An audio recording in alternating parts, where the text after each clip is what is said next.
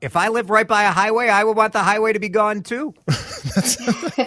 That's talk radio superstar Jason DeRusha explaining how he would want I-94 gone too if he lived near it. The idea of filling in the highway and making it into a boulevard, which I find ridiculous. That's the thing. None of the people who think this is a ridiculous idea would ever want to live next to it.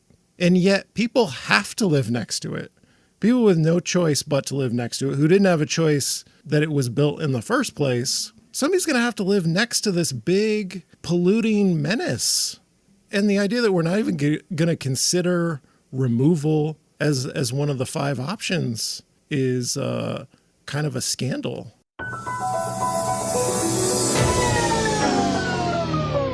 We're rolling. We're rolling.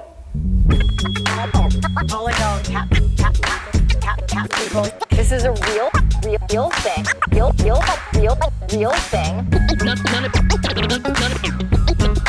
None of you have the balls to stop this. Stop this. I've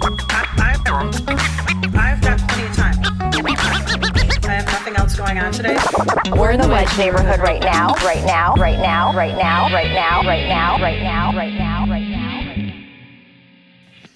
Okay, this is the Wedge Live podcast. I'm your host, John Edwards. And today I'm going to start with a poem.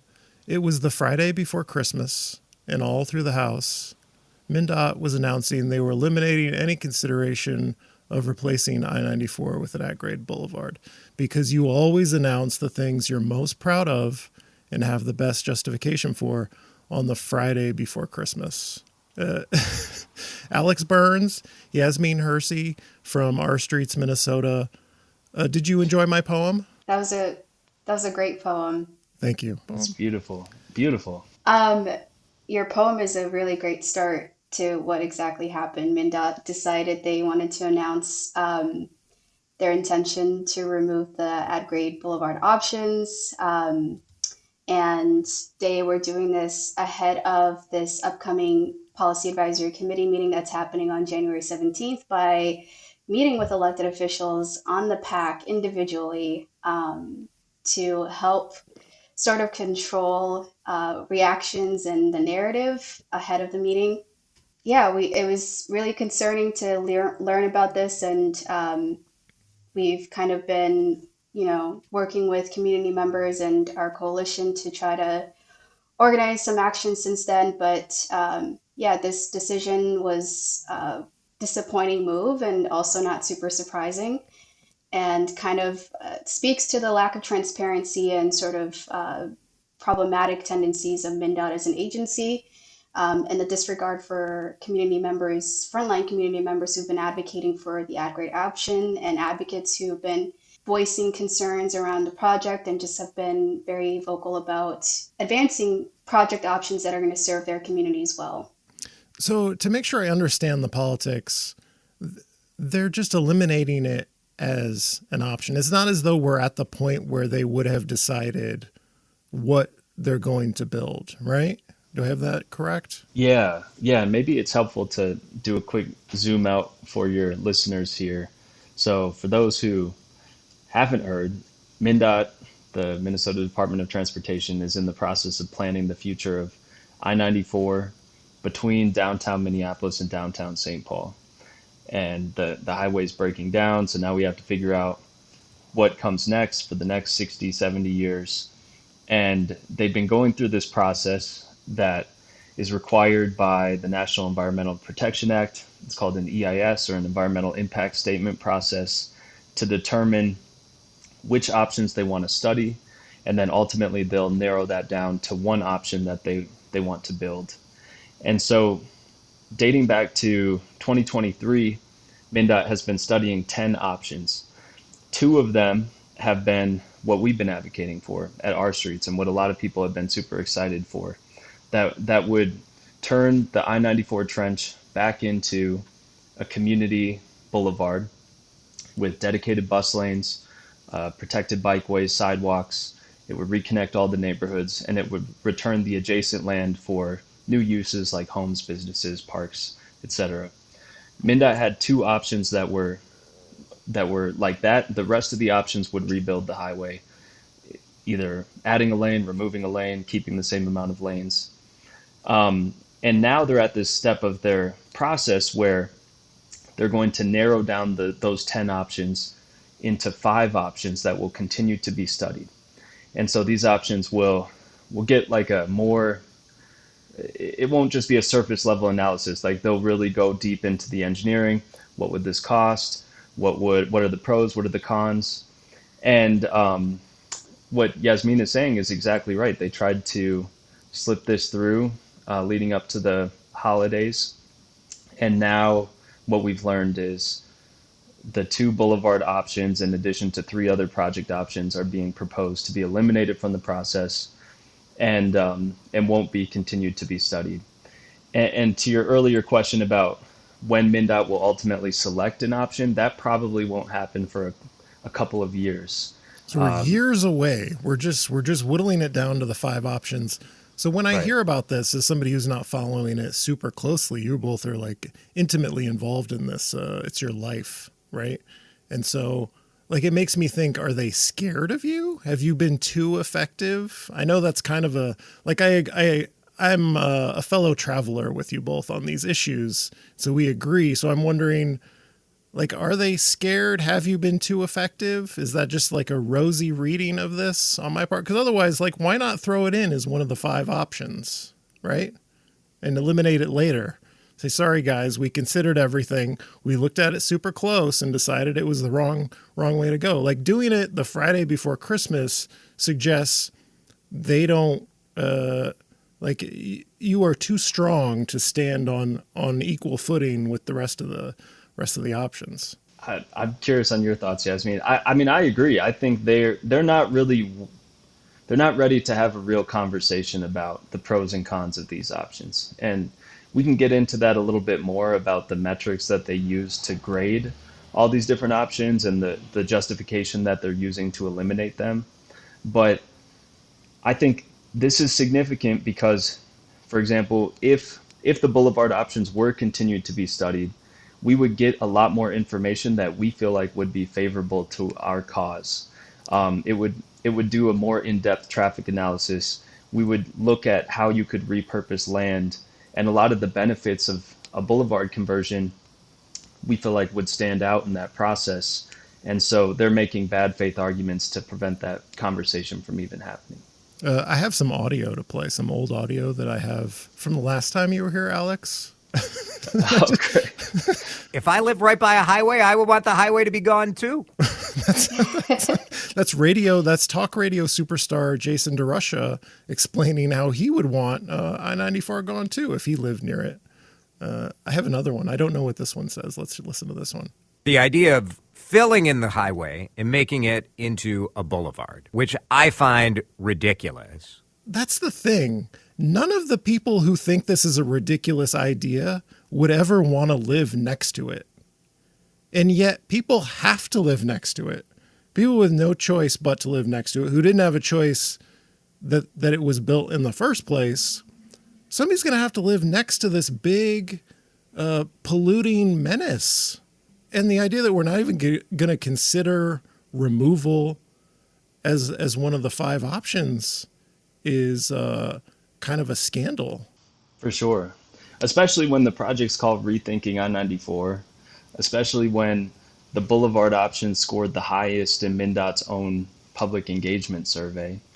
And what they're doing is the same justification that was used to build the highway in the first place, which is the neighbors that live close to the highway, they're in a sacrifice zone where the health of them and their families and the people who live, work, go to school near the highway are deemed as an acceptable trade-off for shaving 5 to 10 minutes off people's commute times. And that's really what it boils down to. And I think Jason summarizes that hypocrisy perfectly in his comments. Did either of you read the Streets MN post? Did that appear today or recently? I just read it today, where Charlie Zelli, who was the former commissioner of MnDOT, said about I-94, we could never build that kind of atrocity today. Like the planning consensus about urban interstates is that are awful. We should never have done it. We will never do it again. And yet it's seen as this like pie in the sky leftist radical dream to remove it and replace it with an actually appropriate surface street for a major U.S. city. That's the point, right? There isn't anything super radical about wanting neighborhoods to be reconnected and to address the air and water quality that communities that are living along the highway get to experience, and asking for opportunities to address the disparities and the gap in opportunity to own and purchase homes and build generational wealth. I think there's just so much that the highway has taken away from tens of thousands of people that is like very real. And so people are asking, community members and advocates and, even elected officials who sit on the PAC are asking for MnDOT to challenge the status quo and to think of project options that are going to be addressing these concerns in a real, tangible way, and not just provide lip service and say that you don't want to repeat the past mistakes, but then you go and do this, and you try to sneak in project options that are contradictory to what you say you stand for, and disregard the voices of communities that have been advocating for something that is going to address the disparities and reach some of these equitable goals that MnDOT and the state and the cities and county are asking for. So there's just a few things that are contradictory and does not address the mistake that was caused and the harm that was caused by building I-94 through a predominantly Black and brown communities. And today, when we talk about who is bearing that burden, I mean, it is those communities that have been marginalized and have experiences of disproportionate impact from highway pollution.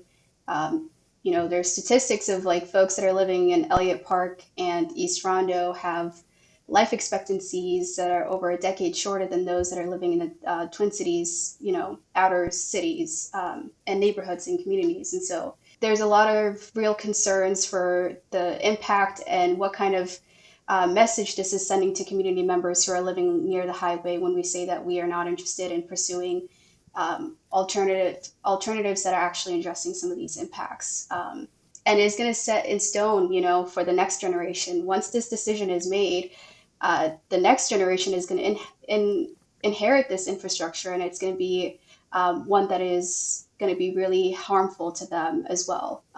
So there is a lot of contradiction around what MnDOT is saying that they want to do, and the apologies that were made to the Black community in Rondo versus what is happening today.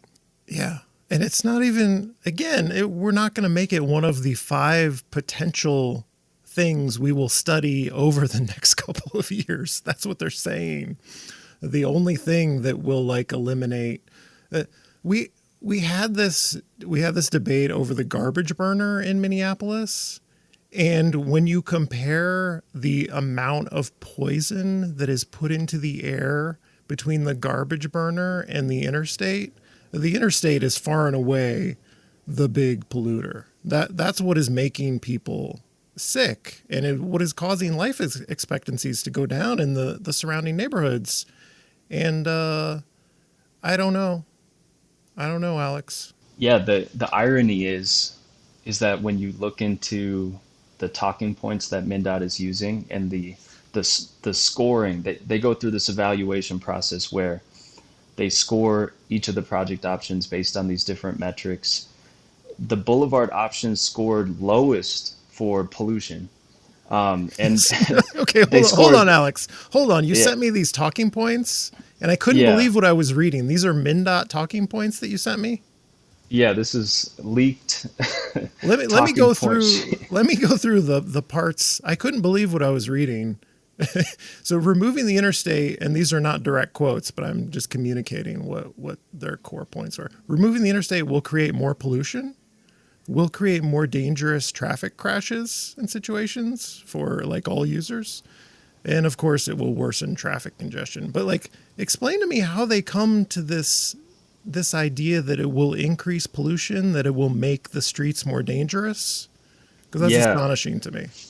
Yeah, right. I mean, it's this kind of gaslighting where they're taking the primary benefits of removing highways, benefits that have been documented dozens Yes. of times in completed projects, and they're flipping them to say, well, actually, that's going to be the opposite. That it's going to make pollution worse. It's going to make safety worse. It's going to make economic vitality worse. And this is something that tries we tried, and many people have tried to raise red flags about months ago, in looking at the metrics that MnDOT was using to evaluate the different project options. In May, a bunch of elected officials sent MnDOT a letter saying the way that you're going about evaluating these different project options is wrong. And it's not prioritizing the things that we care about. It's not prioritizing the things that we're hearing from our constituents. And you're kind of gaming this process to rebuild the status quo. And we need to fix this before it's too late. And so MnDOT's response to that letter was basically, thanks but no thanks, and they didn't do anything. And now they're using those same metrics to justify only moving forward with options that rebuild the highway. So, for example, like for pollution, MnDOT is using the argument that because a boulevard would fill in the trench, it would raise it up to surface level, and traffic would be moving slower on average than freeway traffic. There's this kind of outdated thinking that freeways are good for pollution because they keep the traffic flowing. And if you compare a car moving at 60 miles per hour versus a car that's like idling, yes, the idling car pollutes more. But what they're not considering is that the volume of traffic is significantly lower on a boulevard overall than on a freeway. And so that's why freeways are super loud and they're super polluting, because you're concentrating all that traffic in the same place. And this has also been debunked, because even if you're sitting at a stoplight, for example, most new cars today have an automatic shutoff feature. They're becoming more efficient. We're having more electric cars in our fleet. And so this has been disproven. But I think really what it boils down to is all these metrics are just traffic metrics. Economic vitality, the way they're measuring economic vitality is the ability for people to drive through the corridor. The way they're evaluating pollution is how much vehicle delay there will be.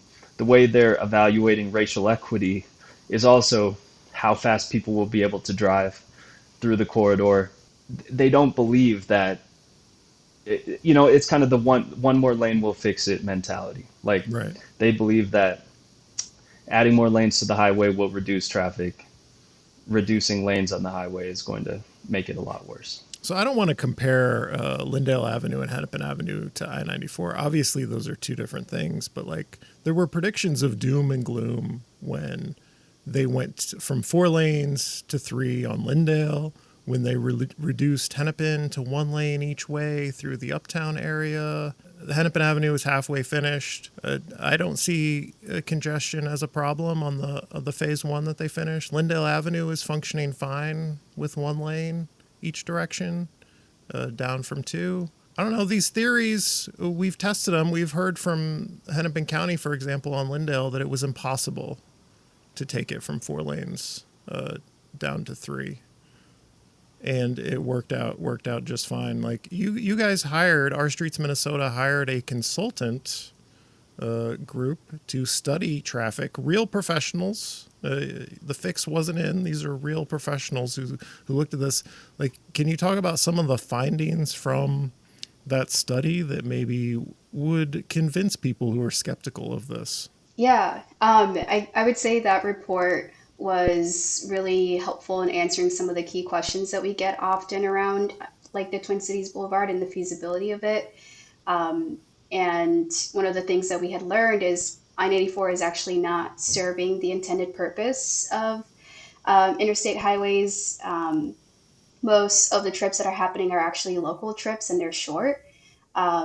and that this highway is a very harmful, wasteful sort of way to accommodate some of these trips that are happening locally, which means that we need to be investing in other modes of transportation that is going to allow for residents, especially those who don't own vehicles, to be able to get around without having to use the highway. And so it's not actually doing the thing that it was intended to do. And then I think the other thing that we talk a lot about is how repurposing the right of way that the High Lane currently occupies would have significant economic impact and benefit to the communities that are surrounded by the highway, which would mean new housing, businesses, parks, and growing the local tax base. Currently, the highway takes up, I think, 366 acres of right of way, and the report estimated that 89, it would be between 86 to 96 acres that could be reused for community needs via the boulevard conversion. And so there's estimates of potentially 2,200 new affordable housing units being built as a result of that, 2,450 permanent jobs being created, and a real estate value of up to $470 million, which could be created as a result of the conversion. So there is an opportunity for Minnesota to kind of set a national standard and to make this decision to invest in its community and prioritize outcomes that, will address the inequities that a lot of the communities surrounding the highway currently experience, whether it's air, climate, or even housing, and kind of committing to and just really doing a service to the communities that have been harmed, like Rondo and Cedar Riverside, to address potential reparative justice and reparations for those that have been slighted as a result of this highway being constructed through the neighborhood. So it's not serving what it was intended to be used for. A lot of those trips are local trips and can be substituted for with a bus lane, and having a dedicated bus lane that will be able to get people to their destination a lot quicker and more safely, and also repurposing the highway to build more public housing that is much needed in the Twin Cities. So I was reading that Bill Lindeke article in MnPost about I-94 and like the way traffic engineers get their models wrong or have done so in the case of I-94, like it not factoring in the idea of bottlenecks, like the Lowry Tunnel,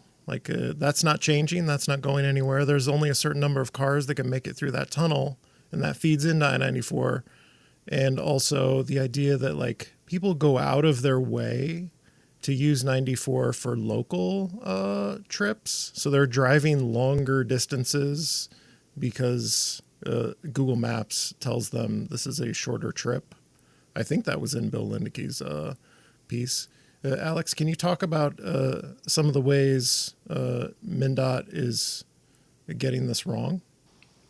Yeah, for sure. I think those are some of the main takeaways from the engineers that looked into MnDOT's modeling. That MnDOT's modeling is always wrong, and it's always wrong. There's never any accountability. For example, when they go and expand a highway and they forecast, congestion is going to be so bad if we don't do this project, and then they go back and they never go back and look, are we getting the benefits that we said that these hundreds of millions of dollars would create? And that was the main takeaway from the engineers that we worked with. MnDOT their modeling is not robust enough to consider all the different ways that people's travel behavior would change if we significantly change the freeway. For example, Yasmin mentioned about a third of the land, if we converted I-94 into a boulevard, could be turned into new things, new homes, new businesses, employment opportunities, community centers, parks, etc. That is going to place a lot of the things that people need to access in their daily lives much closer to them within their neighborhoods. So that's going to have a significant impact. Like maybe people will continue to drive, but a lot of their trips might be shorter now. They might be able to live closer to work. High-speed transit completely changes the equation. If people need to commute to the downtowns or along the corridor. And over a quarter of the people along I-94 don't have access to a car anyways. So that's a major impact of that. And then also, we know that induced demand, which is if you make it easier to drive, more people will drive and they'll drive more often. If that is true, the opposite has to be true. If you make it more difficult to drive, Well, there less you people go again, will drive. Alex. There you go again, making it more difficult to drive. Yeah, exactly. But it will make it marginally more difficult to drive, but that will incentivize people to explore other uses, other modes, other commuting times. And what we've seen consistently over and over again is that people figure this out.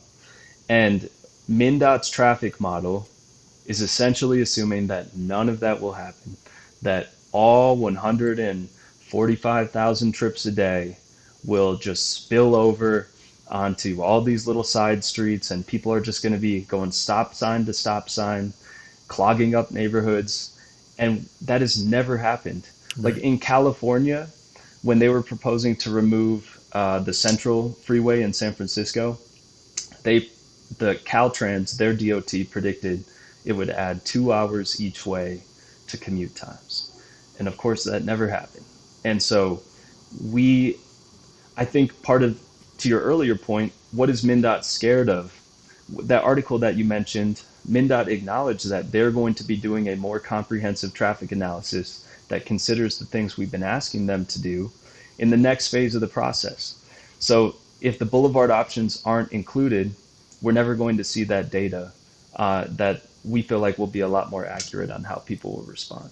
So explain to me why it's not a good way to design a transportation system to encourage people who live in Wisconsin to like commute to work in Edina. Like, why is that bad? There's layers to it. I would say we tried to ground this argument on the impacts to people's daily lives. And what are the things people care about? They care about an affordable lifestyle.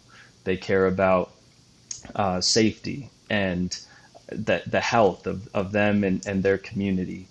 And I think that, like running a freeway right through the heart of our community incentivizes urban sprawl, and it incentivizes inefficient land use that, if you look at it from the perspective of a Minneapolis or St. Paul resident, we're subsidizing wealth and investment moving out of our communities into the suburbs and into Wisconsin even. And for people to live out there and then just to speed through our communities, polluting the neighborhoods that they're running through, they're not stopping at any of those local businesses. I guarantee that. That's another argument MnDOT likes to use. They're not going along University and this is not economic development for neighborhoods along I-94. It's just not. No, yeah, for sure. And so a lot of the boom in urban sprawl that happened was followed the construction of interstate freeways. And so why should people care? Why is that not a good way? Well, it costs people more money to get around. We all end up, breathing worse air quality. It's the number one contributor of climate change. And it just makes it more difficult to access the things that we all need to access. And we have this blank canvas of this highway corridor that we could reimagine to actually benefit us instead of harming us. And that's really the core issue at the heart of the future of I-94. If I lived right by a highway, I would want the highway to be gone too. Can't say it any better than that. Like if we were starting from scratch, we would not build I-94 today. If we believe everything that our transportation department says, we would not do it again. And I don't understand why people can't get over because they're used to it. They can't get over not having it anymore. That feels radical. But we wouldn't do it if we were starting from scratch. At least we could do is study the idea of removing it so you can explain to us clearly why that's such a crazy idea. And the fact that they're lying to us about the pollution being worse, lying about how traffic crashes would get worse if we removed it. Those are so obviously lies that I have to discount everything else they're saying when they're telling ridiculous lies like that. So the Sean Daniel Hayford O'Leary tweet. Are you guys familiar with Sean Daniel Hayford O'Leary? The Richfield council member? Okay. No offense to council member Sean. So here's what I said. I said the only reason we ever move the needle on streets and transportation in this city is because of people who started nearly vertical uphill battles. As I get older, I'm more convinced that asking organizing for the impossible in these cases is the right thing and more effective. That was actually my response to him. What he had said originally was time to stop messing around with an idea that's such an uphill battle it might as well be vertical. Let's unite behind a plan that would support transit, reduce VMT and emissions, and reduce the footprint of 94, reduced freeway. So he's advocating for like a middle ground, reduced freeway, and saying, stop wasting our time with your pie in the sky idea. So, like, why is he wrong? Why not immediately surrender, move to the middle ground position, make it a little smaller, ameliorate some of the harms? Like, I guess my question for him is like, what is the harm in pushing the envelope, right? I don't know. I'm answering my own question, guys. Yeah. Do you ever? No, I'm glad you brought that up. I guess I think my perspective is that there's a real harm that is currently being caused. MnDOT launches this Rethinking I-94 project to say that they want to hear from community members about what should happen with this highway. They're going to decide, they're going to make a decision on the results and just kind of the input that they hear from community members, and just want to be able to address some of the wrongs of the past. And so knowing that transportation is the highest green gas emission sector in Minnesota, or greenhouse gas emission sector in Minnesota, and recognizing that there is a rapid emergency around addressing climate impact and mitigating some of the harms that are caused as a result of air pollution, noise pollution, and recognizing that there's designated environmental justice communities, it would make sense to think about real solutions that are going to result in real progress for some of these communities that have been extracted from, that have been disenfranchised as a result of decisions being made for them. And so when you launch this project and you hear from communities and there's a community proposal to convert the freeway into a boulevard that is going to serve the needs of these community members, it is really disheartening to see that the result, or just sort of the reaction, is to be scared and to be caught up in the feasibility of it, despite us working with, professional engineers who are helping us answer some of those questions, and saying that we want an opportunity for MnDOT to study this intentionally, to dig into those questions of reparations and what does that mean for folks whose homes and businesses were lost to make way for this freeway. And instead of really doing the intentional work to study it, MnDOT is already removing it from the table. And to be very honest, I mean, the reason why it was on the table to begin with, the reason why this was an option to begin with, was because community members rallied and they door knocked. They reached out to elected officials. Like, it was because of community that this was an option. And so I have a lot of faith that it is going to take community to help us organize and to mobilize as many people as we can to get this back on the table. And we're already hearing from elected officials who maybe didn't think that this was a possibility, are changing their minds and are advocating for at least the opportunity to study it. At the latest PAC meeting, we heard from Mayor Carter, who specifically asked for the ad-grade options to be studied and is interested in learning more about that.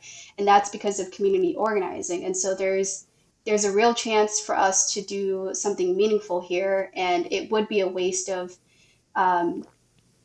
resources. It would be a waste of people's time and just community effort to disregard this before we even intentionally study it.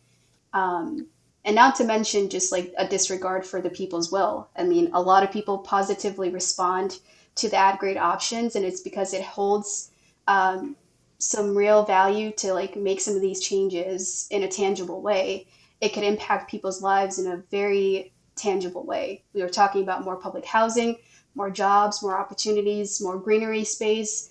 Um, Spending some time in Cedar Riverside, I hear directly from a lot of young people and community members in that community who talk extensively about what it means to be confined to this small neighborhood that has lack of access to greenery space, and how community members and young people are after or seeking after just more spaces to be and to exist and to just gather.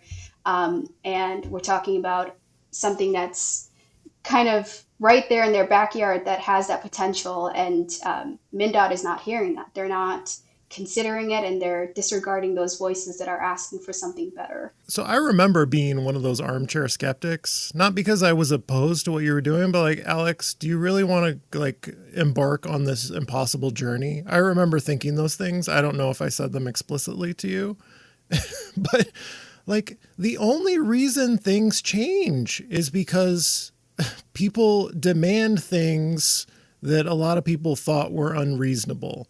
And like, I don't even think Council Member Sean from Richfield is necessarily like the enemy here and is in opposition to ameliorating some of these harms. But like the smart guy, armchair skeptic, where you're like, oh, why are those people even bothering with this? Is so irritating. Like you're not helping. What have you ever done to make things better compared to the people who are out there like every day trying to change things with our streets? I'm done with the armchair skeptics, even though I am one. No, I think you said it really well. You both said it really well. And yeah, I think the biggest enemy to solving our problems, I don't think is, I think it's cynicism. And it's just this feeling that people are like, well, nothing's ever going to change. Why even try? And that's the thing that we encounter sometimes when we're talking to residents. And I think making bad faith arguments is harmful to that, because it kind of reinforces this idea that we can't deal with the problems that we're facing. So why even try? And this is like a movement, it's a vision, it's a campaign that's given a lot of people hope that we don't have to just accept the way that things are. We can create intersectional movements that address a lot of the issues that our community is facing. And we don't have to settle for just incrementalism and symbolic wins. And I think that if we're never going to seriously solve the issues, whether it be transportation or anything else that our community is facing, if we're not willing to first have honest conversations about the root of those problems. And what some of the people that are, the armchair skeptics like to do is poke holes, but they're not really interested in engaging with the legitimate dialogue about, like, okay, yes, there's questions we still need to figure out. We need to figure out, we need to have a definitive answer about cost, about construction phasing, about gentrification. Those are things that we're working on, but it's not, it kind of comes off as they're not really interested in having that dialogue and building that solution together. It's more of just kind of batting down ambitious solutions to settle for something that might move the needle a little bit, but certainly not at the scale that our community needs right now. If I lived right by a highway, I would want the highway to be gone too. That's right, Jason DeRusha. So what is next politically? Like, they've removed it as an option. I imagine you were talking to elected officials. Is there any hope that it gets re-added as an option? Yes, for sure. I think that's the biggest thing we want people to know is all hope is not lost. we're sounding the alarms because of it's a big moment in this campaign and in this project, but it's not over. MnDOT's decision won't technically be final even until like the end of the summer of 2025. So there's going to be additional meetings, there's going to be additional comment periods. But really what we're pushing for is this January 17th meeting. There's going to be a public comment period. So if people are able to attend and testify, that's going to be a really important opportunity to make your voice heard. And if you can't, or if you can, contacting elected officials and asking them to demand that this option be restored is the biggest thing that people can do. We've seen public statements from both Minneapolis and St. Paul City Council members come out in recent weeks calling for that, and they hold a lot of power. Everyone holds a lot of power. You know, this is a public process, so all hope is not lost, and that's what we're going to be pushing for the next few weeks. I was just going to add for what's next. We really want to encourage folks to reach out to the Commissioner Daubenberger, and the Governor.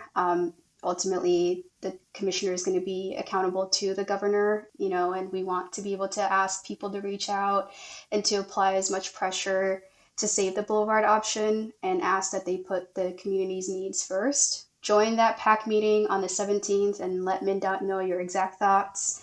Like Alex mentioned, they are going to hold a public comment period, which again, MnDOT tried to remove the public comment period in previous meetings, and now it's being reinstated as public pressure as part of a campaign to highlight that this is undemocratic.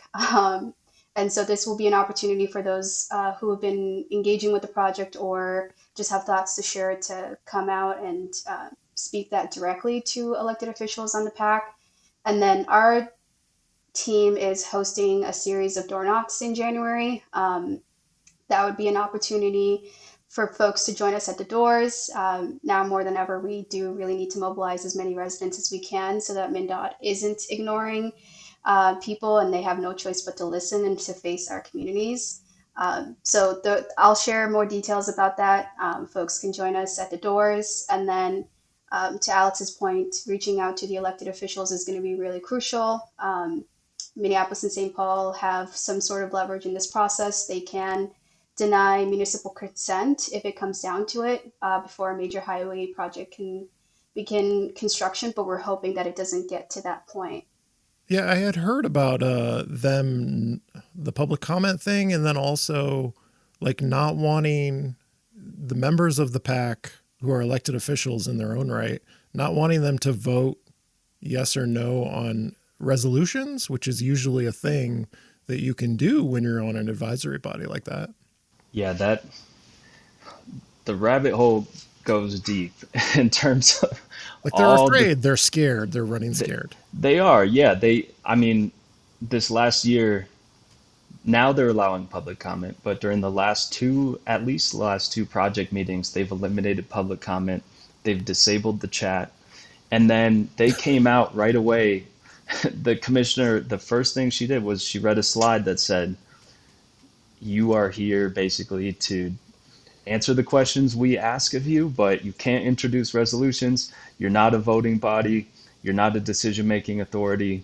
And ultimately, MnDOT's going to have the final say over this project, which is crazy because even if that is the case and MnDOT's the final authority, like to your point, there's so many advisory committees that they can, have things noted on the record and make formal resolutions. Right. And the advice is we voted on this resolution. Here's our advice. Right. Take it or leave it. Yeah, exactly. And so there needs to be some accountability, from the commissioner and from the MnDOT staff that love to say all the right things. The fact is they are replicating the same process that was used to stifle community dissent when I-94 was built, while rebranding it as a process to repair that harm.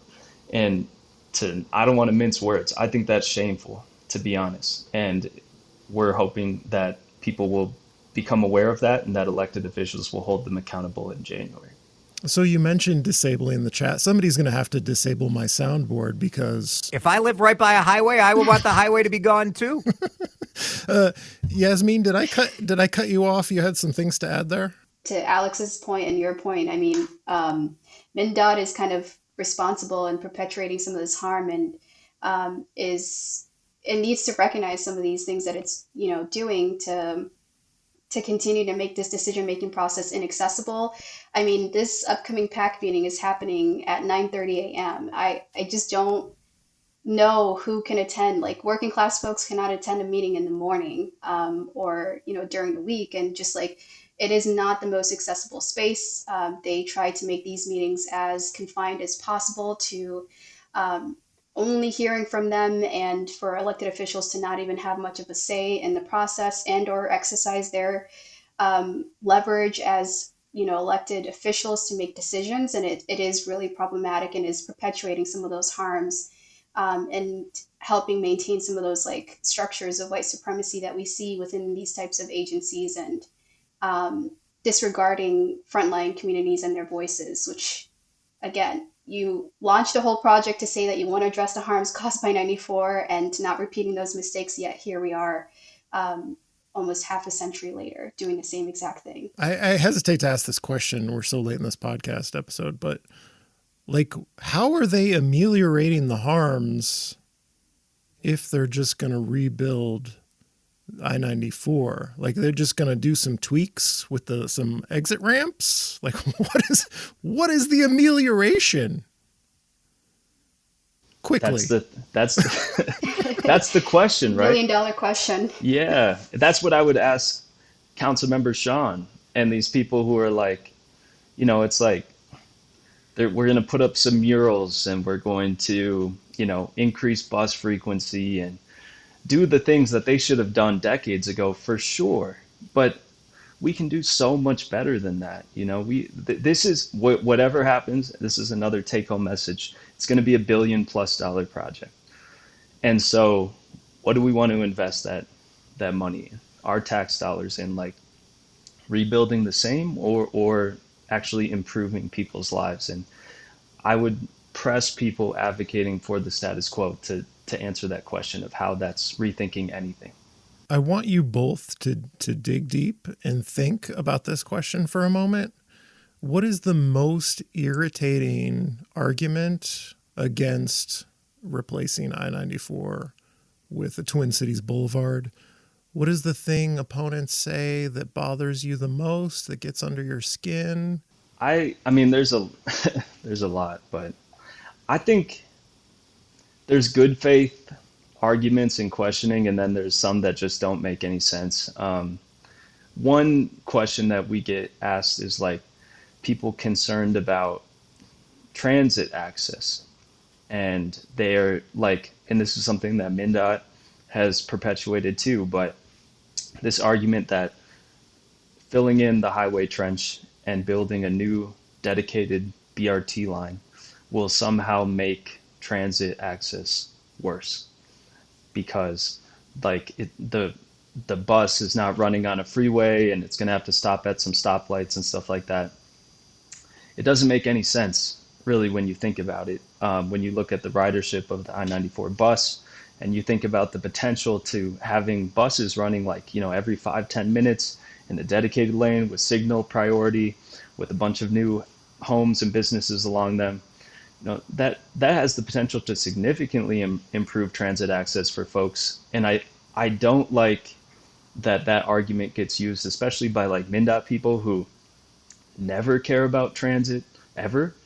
And then all of a sudden they like to use that as, like, the red herring to justify the freeway, which 99% of the vehicles are personal automobiles and trucks, and transit is just, like, thrown in there to justify that solution. So that's one that I think is just particularly in bad faith, and they don't give a crap about transit riders or that issue at all.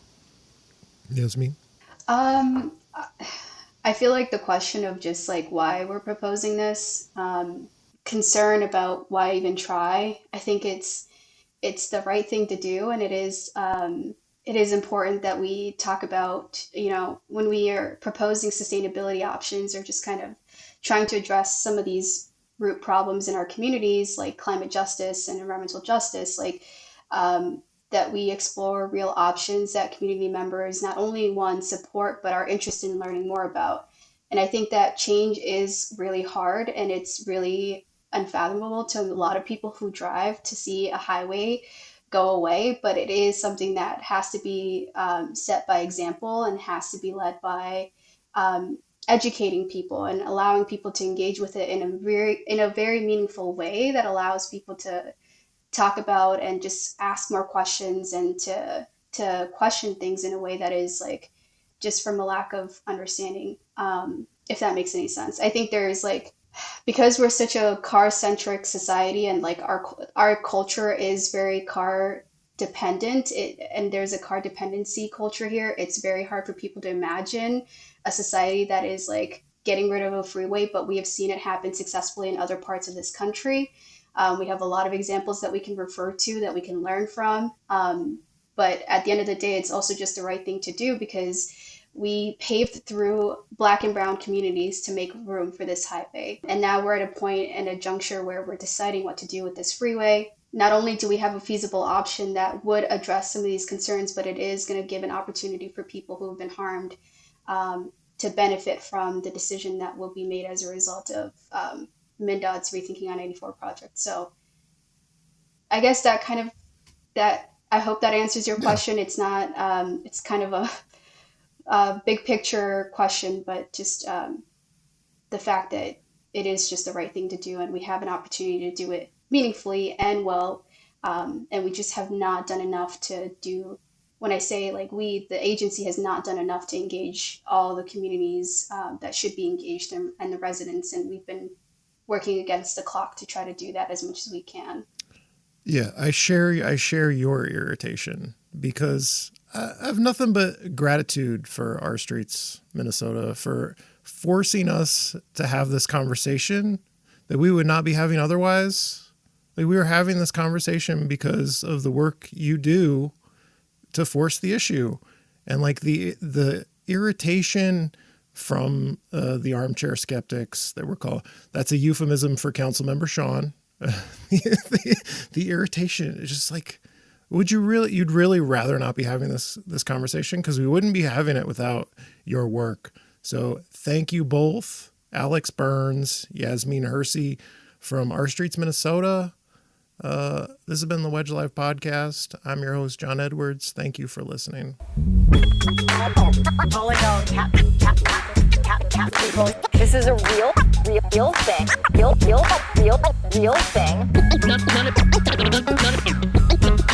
None of you have the balls to stop this. Stop this. I've got plenty of time. I have nothing else going on today. We're in the Wedge neighborhood right now.